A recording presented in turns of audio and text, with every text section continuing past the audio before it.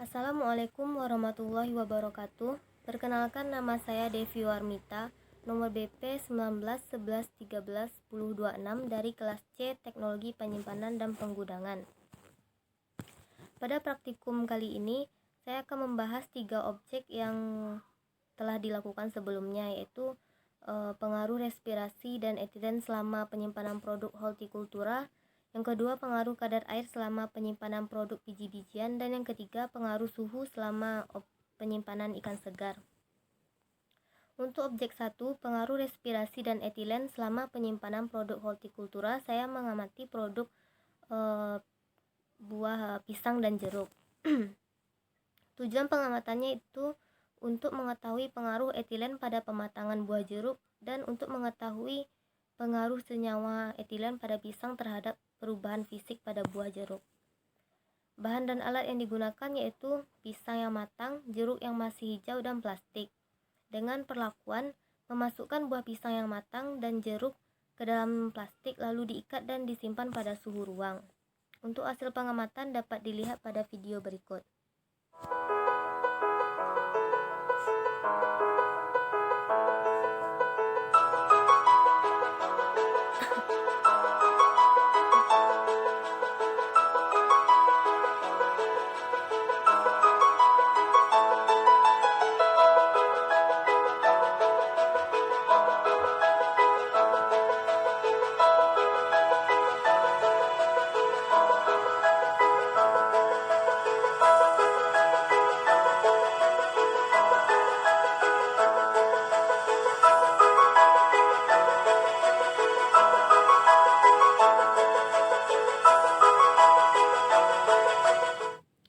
Dapat dilihat dari video yang tadi bahwa perubahan fisik pada buah non-klimaterik, dalam hal ini buah jeruk, pada hari pertama buah jeruk dan buah pisang yang dimasukkan ke dalam plastik dan diikat tidak tampak perubahan yang signifikan. Perubahan mulai tampak pada hari kedua, yaitu tekstur pisang yang semulanya agak keras berubah menjadi agak lunak, dan jeruk yang kulitnya hijau berubah menjadi warna hijau kekuningan. Pada hari ketiga perubahan terlihat jelas, yaitu tekstur pisang semakin lunak dan terlihat tanda-tanda pembusukan, yaitu adanya bintik atau spot hitam pada pisang. Warna kulit jeruk juga berubah menjadi lebih kuning dan beraroma khas jeruk. Kehilangan mutu dan kerusakan fisik pangan setelah klimaterik disebabkan oleh faktor-faktor pertumbuhan mikroba yang memproduksi toksin di dalam pangan.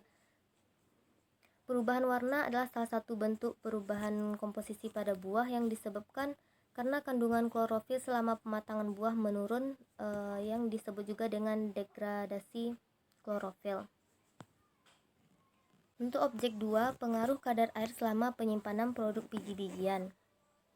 Penyimpanan biji-bijian adalah tahapan proses untuk menyelamatkan biji-bijian dari kegagalan atau penurunan kualitas dan menunggu proses selanjutnya. Tahap penyimpanan dilakukan setelah proses pengeringan biji-bijian. Setelah proses itu biasanya akan ada penghentian sementara apabila proses sebelumnya belum selesai, misalnya proses pengeringan.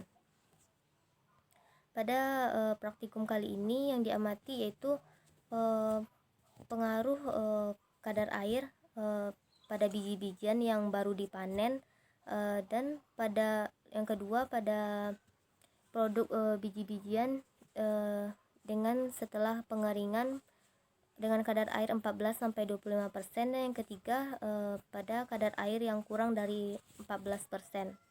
Biji-bijian yang baru dipanen atau dalam keadaan kering dari kebun umumnya masih mengandung kadar air yang cukup tinggi, sekitar 25%. Sebelum disimpan, kadar air pada biji-bijian harus diturunkan.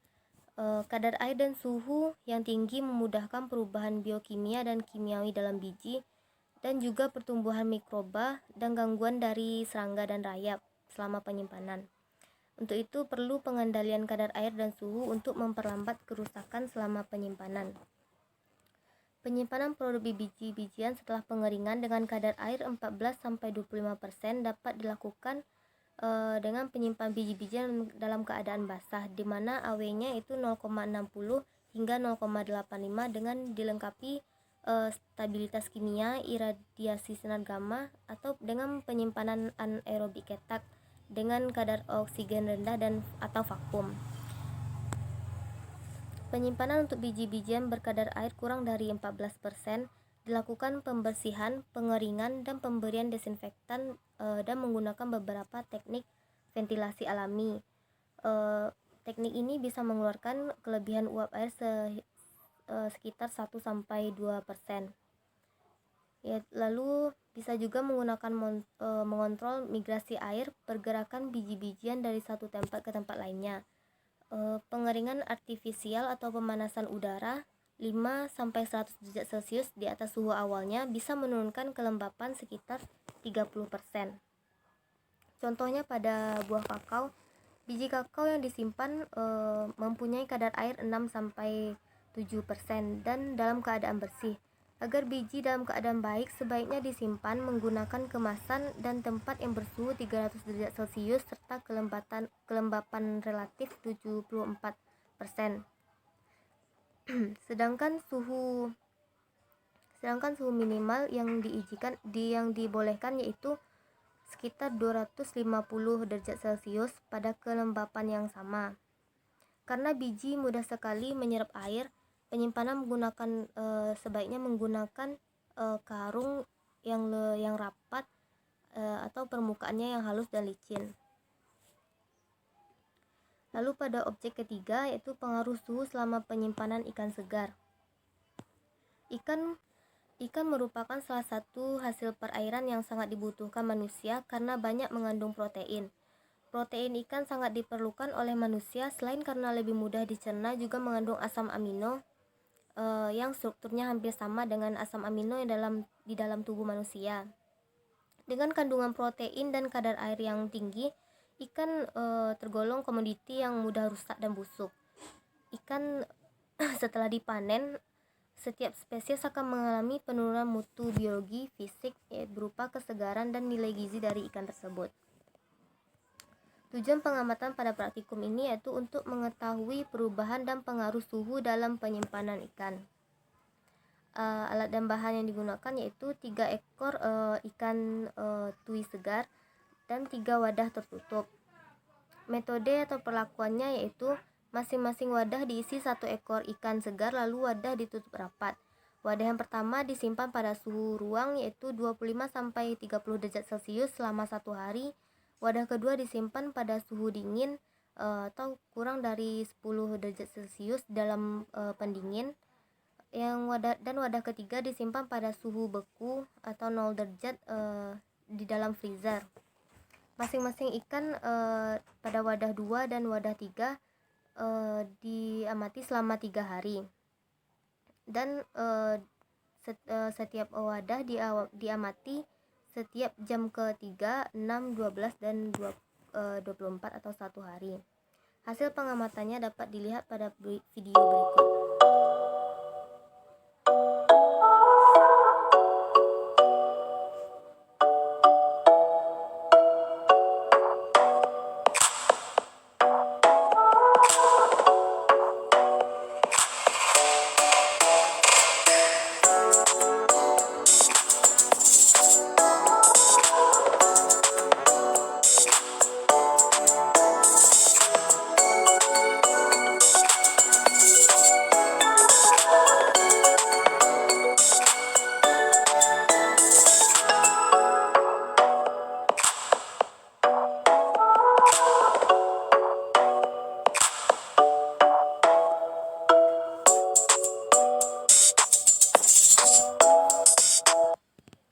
Berdasarkan video tadi, bisa dilihat pada ikan yang disimpan pada suhu ruang yaitu suhu 25-30 derajat Celcius. Pengamatan untuk 3 jam pertama, ikan masih dalam keadaan segar dengan mata jernih dan insang yang berwarna merah. Ikan bertekstur kenyal dan berbau amis dan sedikit berbau busuk. Pada jam ke-6, ikan sudah busuk dan berlendir. Lalu pada jam ke-12 atau sudah 1 hari, ikan tidak segar lagi dan berbau busuk serta berair. Ikan juga terdapat ulat pada ikan dan bau busuk yang menyengat. Untuk ikan yang disimpan pada suhu kurang dari 10 derajat Celcius dalam pendingin, pada hari pertama ikan masih segar, bertekstur kenyal dan warna khas ikan tui, yaitu putih dengan garis kuning dan merah, dengan bau amis khas ikan. Pengamatan hari kedua, ikan juga masih segar tetapi sedikit berair karena disimpan pada suhu dingin. Pada hari ketiga, suhu ikan masih terlihat segar tetapi teksturnya agak kenyal dan warnanya sedikit pucat. Untuk ikan yang disimpan pada suhu 0 derajat Celcius, pada pengamatan hari pertama ikan masih segar, bertekstur kenyal dan berbau amis khas ikan. Pada hari kedua, tekstur ikan menjadi agak keras karena membeku dan diselimuti es dan berbau amis. Pengamatan hari ketiga, tekstur ikan telah keras, membeku dengan warna putih, tetapi ikan masih segar dan berbau amis khas ikan. Kesimpulan pada praktikum pengaruh suhu selama penyimpanan ikan ini yaitu suhu penyimpanan sangat berpengaruh terhadap warna, tekstur, bau, dan keadaan serta kesegaran ikan. Semakin rendah suhu penyimpanan ikan, maka akan semakin lama umur simpannya, karena penyimpanan pada suhu dingin atau suhu beku bisa menghambat aktivitas mikroba atau enzim. Dan ikan sebaiknya disimpan dengan wadah tertutup untuk memperpanjang umur simpannya. Sekian dari saya. Kalau ada salah dan janggal, saya mohon maaf. Assalamualaikum warahmatullahi wabarakatuh.